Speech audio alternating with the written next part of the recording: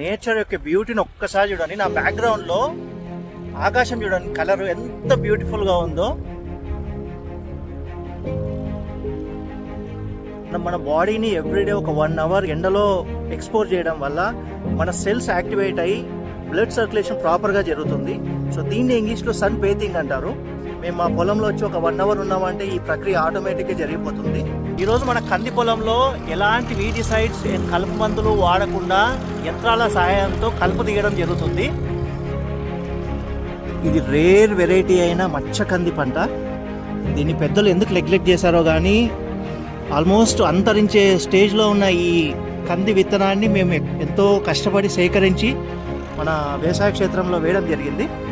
అయితే దీన్ని ఎంతో కేర్ఫుల్గా ఎలాంటి పెస్టిసైడ్స్ అండ్ కెమికల్స్ వాడకుండా ఎంతో జాగ్రత్తగా పండియడం జరుగుతుంది.